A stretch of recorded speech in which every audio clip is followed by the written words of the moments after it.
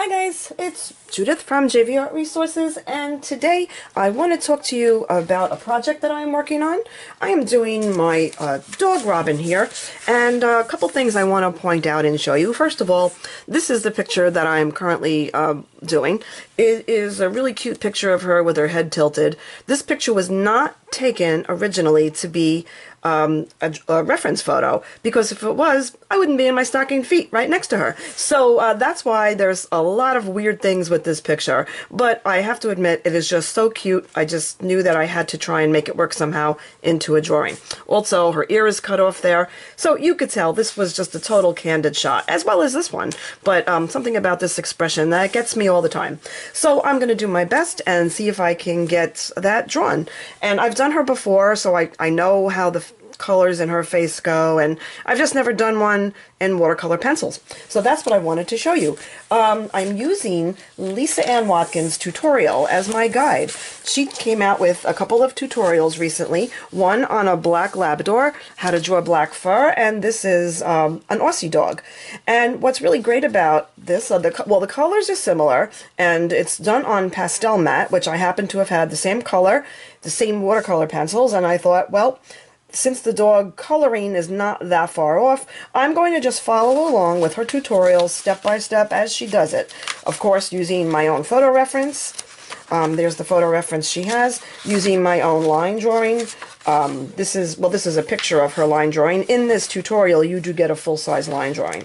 And then she just takes you step by step. One of the first things that you do, which is something I've never done before, is color blocking with watercolor pencils. You put down your color wherever it needs to be, and I'll show you here on my drawing. You put the color down, and then you hit it with your water brush. This is the water brush that I use, and then it just sort of melts those colors right in there, just like it would with watercolor paper. And this now has become my color blocking, my base drawing. And from there, I will then let it dry for like about 24 hours, which I did. And now I'm going in and I'm working with the details. I'm putting all the little fine hairs in, adding some colors on the inner ear, working on the nose, the nostril, all the little hairs. So, excuse me, that you couldn't do until it was totally dry. Now, I also want to show you, this is the paper, this is the pastel mat. If you guys have never worked with this, I highly recommend giving it a try. I don't know if you can get this in a single sheet or not, or if you know somebody that has a board, this would be maybe a good time to swap something with them. You give them a sheet of some Artigan colored paper, and they'll give you a sheet of their pastel mat board, because you really need to give this a try. It's really great. It holds tons of layers, and in between the sheets of paper they have this, it's called crystal paper, which to me I think it's just glassine, and it's great for protecting your work. So you always want to have this down also.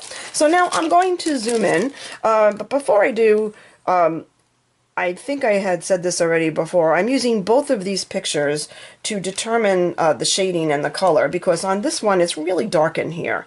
And I know for a fact that she has some gold that runs up under here, and the ear has some gold. So that I was able to discover more in some of these other pictures that I had taken also.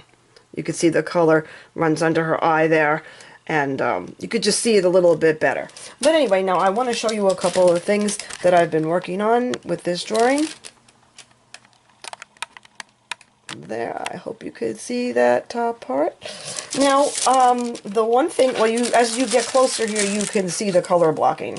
There's no hair on her body at all, and some of this gold really needs to be toned down, so I'll go over that with some midtones, and then some darks as well. Where she has some darker streaks of fur in there. But the one thing that I really want to show you on this, which is really fabulous, that it really takes to white pencil. Now, look how dark she is here, yet you can see the white hairs. This is a Pablo. You could also use the watercolor pencil. This is something I'm veering off from slightly. Lisa takes you through the whole thing with the watercolor pencils, just for some of the white, because I like the Pablo is crisp and you get a nice point.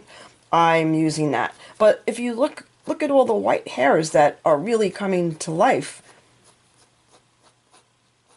that's hard to do on top of black, but the pastel mat is just wonderful for that.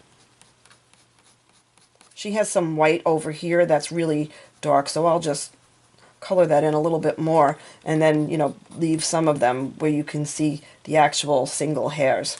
So that's what I really like about that. And the other thing is you can erase a little bit on your drawing if you need to remove some of these hairs. Let's say you put a few too many in, you can tone them down, erasing some of them off, and then just go back over with your black, just lightly, and now you've removed some of those hairs.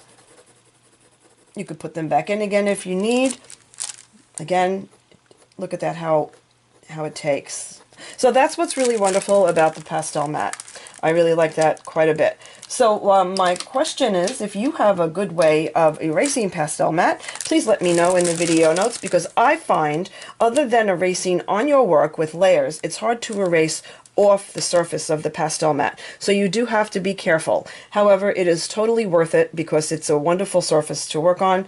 And as you can see, this is pretty much standalone. I don't need to add a background to this. I was debating if I should, but working it on this color of pastel mat, I think it's a beautiful drawing with a great background that I'm going to just finish leaving the background as is. So thanks for watching today. I hope you found this useful, and I will put in the video notes where you can get Lisa's tutorial, and if you have any questions for me, please don't hesitate to ask, and I will post another update of working on Robyn. So thanks for watching. Please subscribe to my channel if you have not. Have a great day, and I'll see you next time.